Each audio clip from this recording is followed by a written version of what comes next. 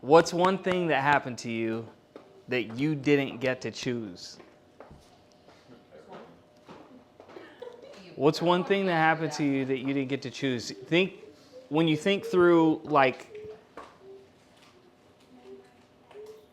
a betrayal, right, of friendship or of any type of relationship,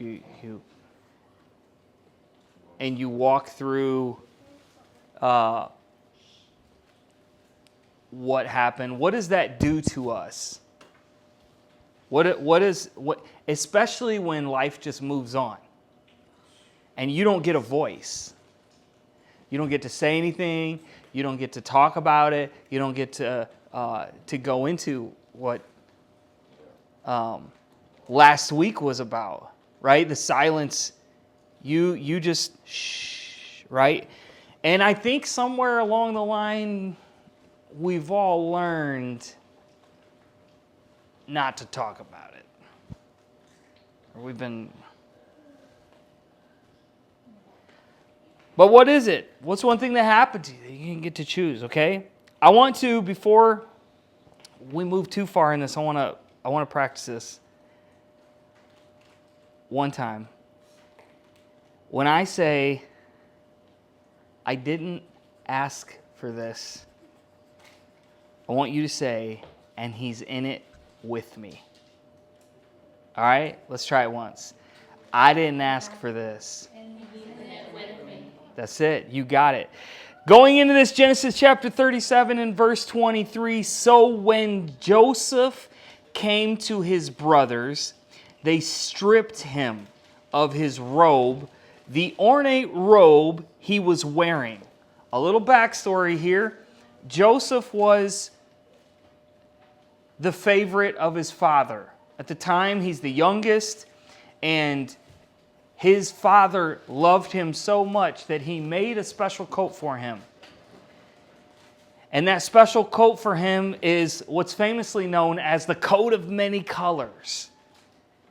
And so his father makes this coat for him, and it does what naturally making a coat for one of the children would do. It made the other children jealous. So and this is where we pick up this story. And so Joseph will come to his brothers, and his brothers, they're envious, right? They strip him of his robe. And verse 24, and they took him and threw him into the cistern. It's a pit. The walls in this cistern, they say, are angled outwards. There's no way you're getting out when you're thrown into this thing. And the cistern was empty. There was no water in it. Okay? So here it gives us a story. Okay, Joseph, he's thrown into this pit, and there it is. He's left. No doubt he's sitting in this pit, and he can hear what's happening up above. But does he have a voice? He can hear what they're conspiring, but he has no say.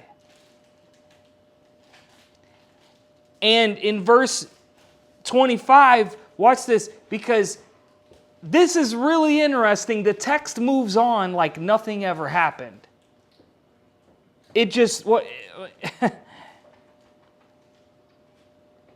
As they sat down to eat their meal, these are the brothers, they looked up and saw a caravan of Ishmaelites coming from Gilead. Their camels were loaded with spices, balm, and myrrh, and they were on their way to take them to Egypt. Wait a minute. This man was just thrown in a pit. We're just going to walk right by that?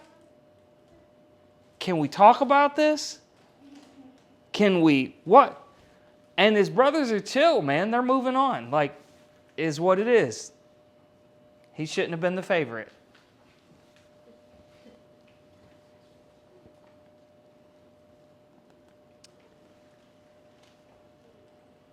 I heard this story this week of a young man, and he had shared some things that he and his his partner had went through recently. He moved and moved away from everything he'd known and starting a life together, found out they were with child, not knowing that shortly after the birth of the child would be laid to rest.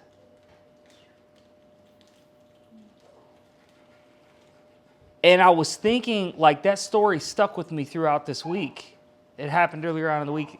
The story that was given me, it was given to me earlier on in the week, and I kept processing it all week long, thinking about it. It's like, they didn't ask for that.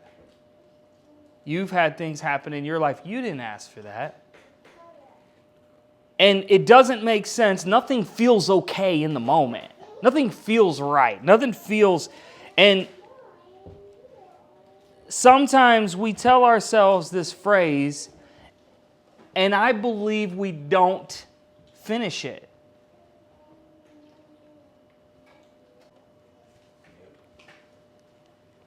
I was thinking about the other day, I'm in conversation with my wife, and I say, I've seen two different situations. And one, someone's going through something and they verbalize it and they make it loud. Like, they talk about it. They make it a point to make sure people know about it. They make it a point to communicate it. And then some of those same things happen to someone else and you see just a shutdown. You don't see anything. There's no post.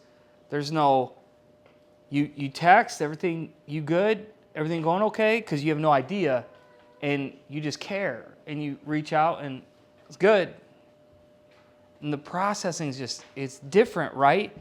But being silent isn't proof that everything's just okay. Sometimes we just learn who it's safe to tell those things to.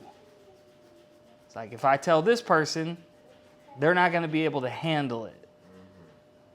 But if I tell that person, so I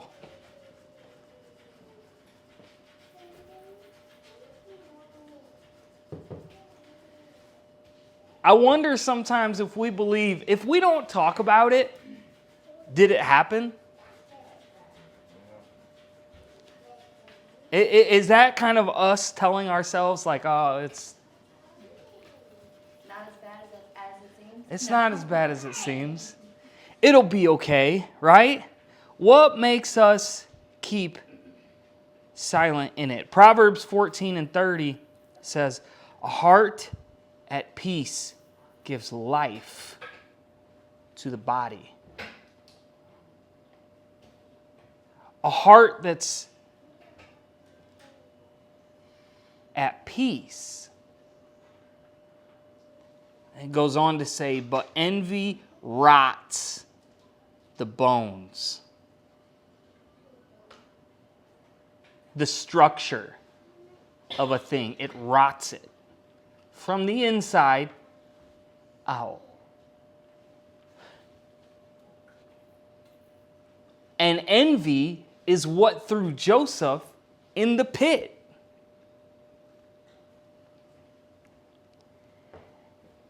I don't think we usually deny the event that happened that maybe we didn't ask for, but I think that sometimes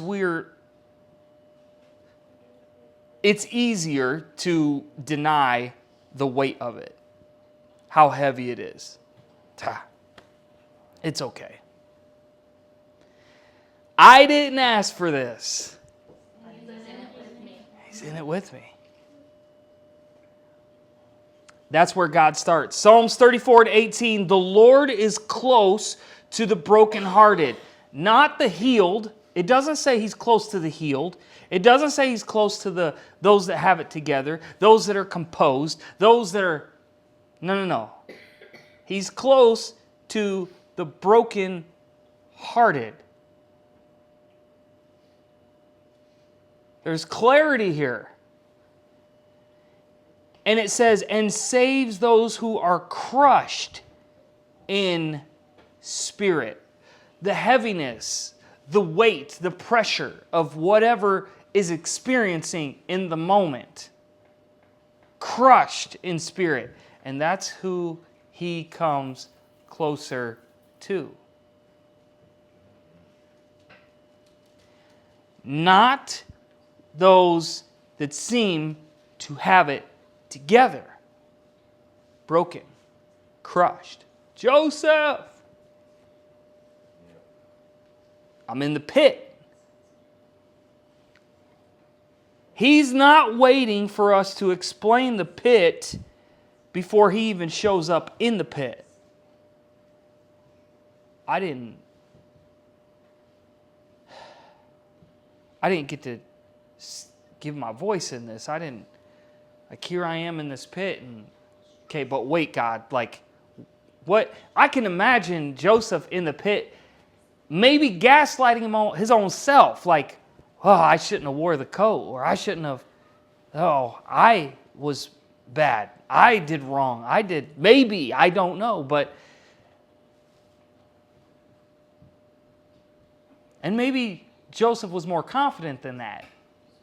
And he's just in the pit thinking, I'll get out. I'll find a way out. 1 Peter 4:12, dear friends, do not be surprised at the fiery ordeal that has come on you to test you. One scripture says a trial of your faith, which is really interesting because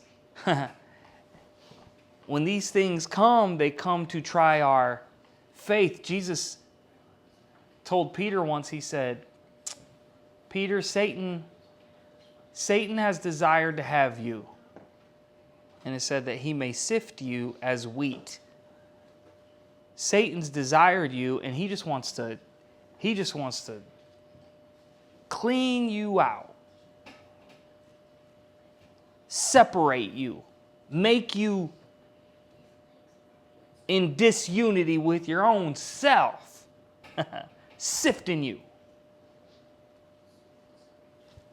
And Jesus says one of the most profound things in the New Testament. He said, but I've prayed for you that your faith fails not. So Jesus didn't pray that Peter wouldn't fail. He prayed that his faith wouldn't fail. So when the fiery trial comes, does it take your faith? Or is there still something higher you can look to? He says, don't be surprised by that fire as though something strange is happening to you. It's not strange. That's what he says.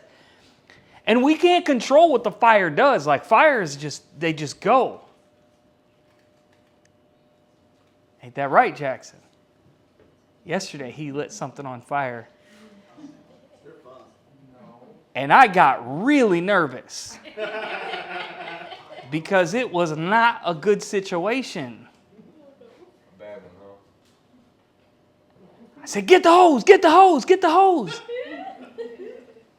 But this is what Paul's saying. He says, this fiery ordeal that's come, don't be surprised by it. He said, you can't control where the fire goes. You can't control what the fire does, how it rages. He goes on to say in verse 13, but rejoice. Wait, I'm sorry, what? If I'm Joseph and I'm in the pit, I'm not happy about that. What do you mean rejoice? But he goes on to describe it. He says, no. Not rejoice because you're in the pit. He says rejoice inasmuch as you participate in the sufferings of Christ. Wait, so I'm suffering with Christ, so I rejoice in that? He says, yeah, so that you may be overjoyed when his glory is revealed. The end. I rejoice because what they meant for evil, he made it for good. And listen, fire isn't evidence that you've been abandoned.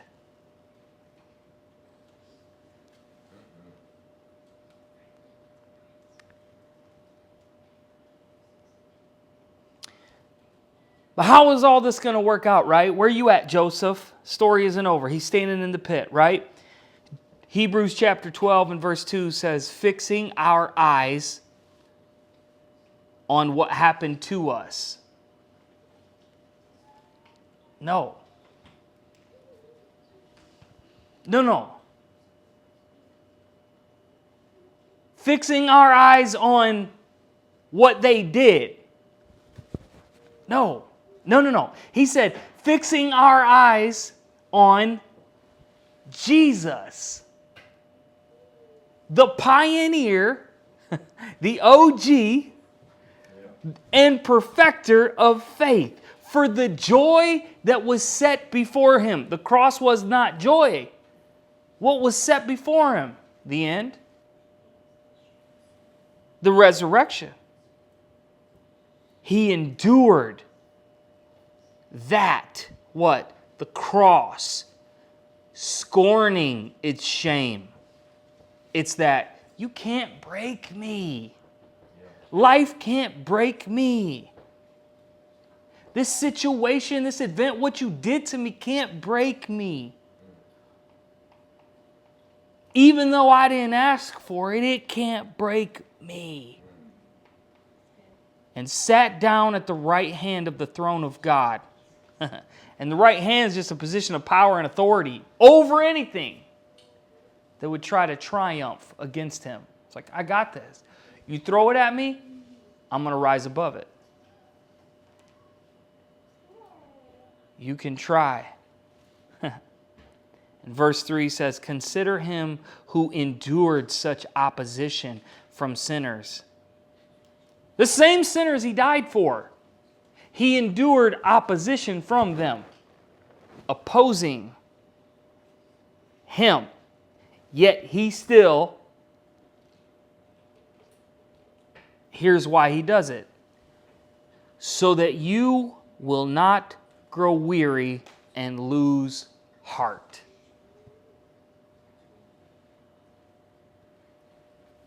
Don't you be weary in well-doing. In due season, you're going to reap if you faint not. That's eyes fixed on people. No, that's eyes fixed on the event. No, that's eyes fixed on Jesus.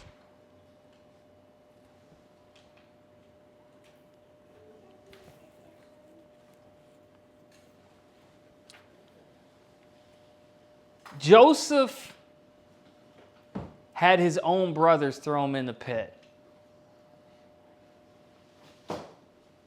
And this is really interesting because you would think that the people that are closest to you are the people that are supposed to support you the most, be in your corner the most. These are brothers.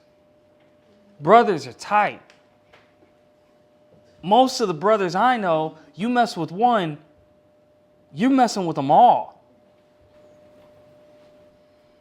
They were supposed to love Joseph. And they hurt him. But you know what? The robe that they took from Joseph didn't define Joseph's favor. It didn't define who Joseph was. Even though it might have seemed as though that was his identity. The robe wasn't his identity. They stripped his coat, but they don't strip Joseph's identity. And watch this. They can't strip your identity either.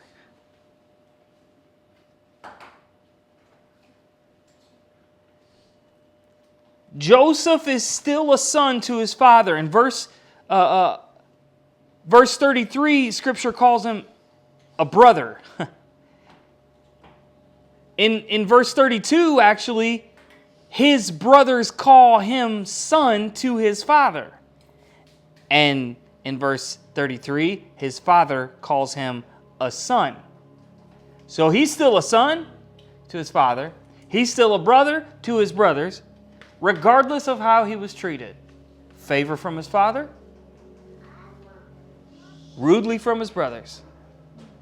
He's still who he is. The robe didn't define his identity. Being in the pit didn't define his identity. Seemed like it does. I imagine if I'm Joseph, it feels like it does. This is who I am now. I'm minimized to this. I can do nothing with my life. I'm absolutely at the mercy of everyone else around me. At the mercy of my employer. At the mercy of my family. At the mercy of... This is what I've amounted to.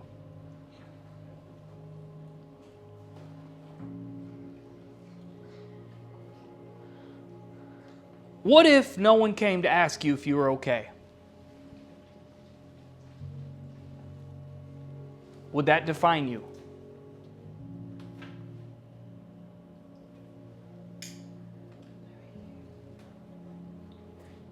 If no one checked on you, would that be your identity? Would that be who you are?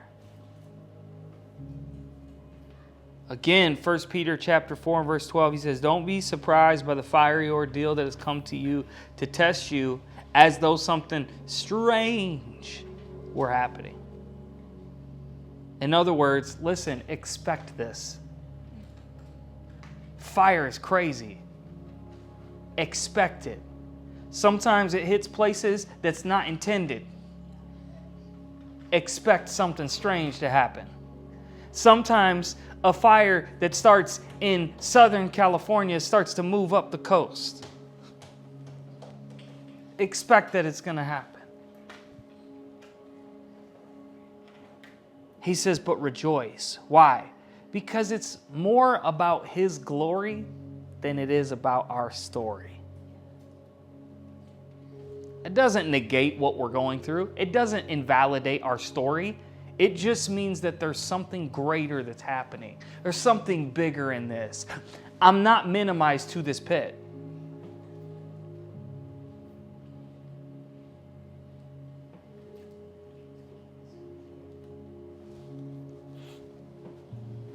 I remember a story in my life where I was at work, and this was a pretty good gig, I thought. And I was sitting at work, and I watched person after person after person go to the boss's office.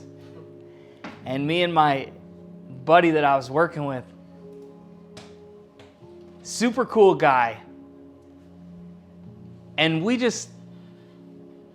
were kind of having fun with it, not at the expense of other people, but we were just talking amongst ourselves like, oh yeah, if this happened to me, then, and all of a sudden, my name gets called. And I go into the office and I sit down, and the supervisor says, Tony, we're doing mass layoffs and we're going to have to let you go. And, you know, at the time, I'm like, oh, fine, whatever. Somewhat defiant, if you will. I'm better than that. It's all good. I'll find something better anyway. But deep down inside, there's something that is like, I'm staying silent about this. How I really feel, how I really am. And so I leave, and then my buddy actually gets called in. Same thing happens to him. And the ironic thing is we rode to work together. So we rode home together early. Silently. But we did talk a little bit in the car.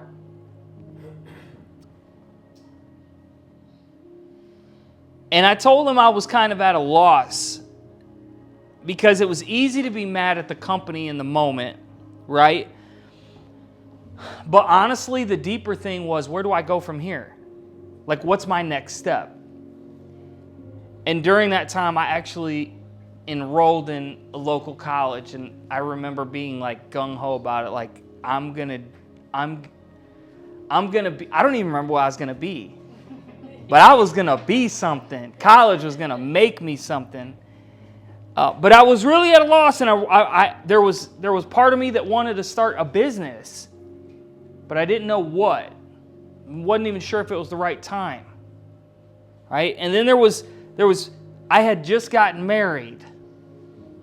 And so there are these dynamics with the relationship, and Christmas was coming.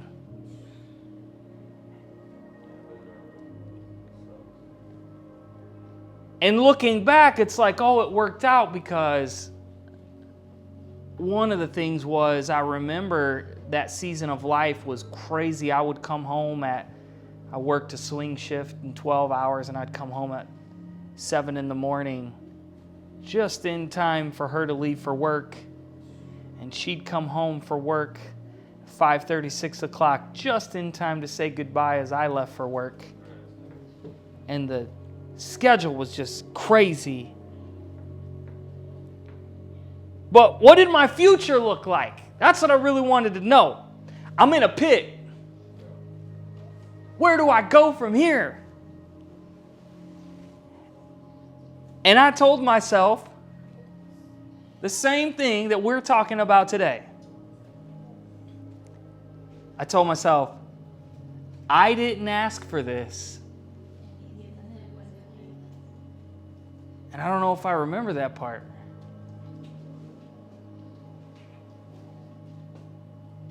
It's a constant reminder that I have to keep.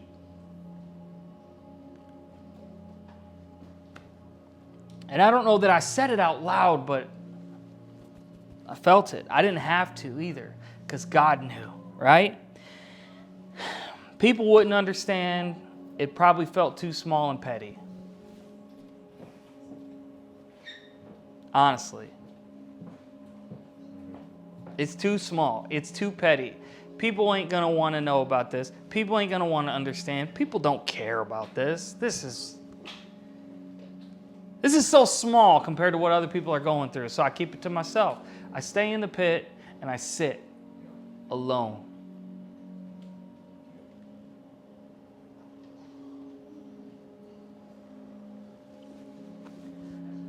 But I want to submit to you today that while I was in that pit, in that season of life, God was in the pit with me, even when I didn't see it.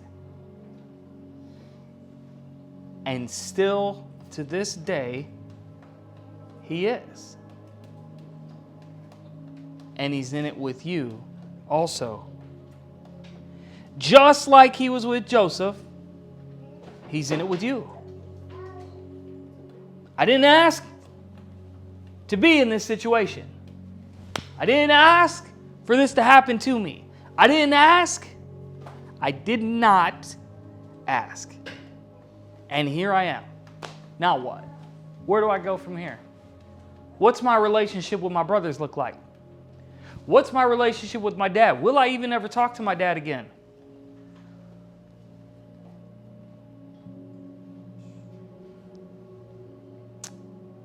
But you know what? In this moment, I'm going to receive the voice of the Father saying, I'm with you.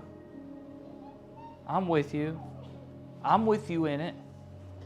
I know it seems lonely in here, but I'm with you in it. I know it seems dark in here, but I'm with you in it. I know when nightfall comes and you're in there by yourself, you get worried. You don't know what's going to attack you next. You don't know if something's going to try to take you out. But I'm with you. I see you. I didn't ask for this. And He's in it with me.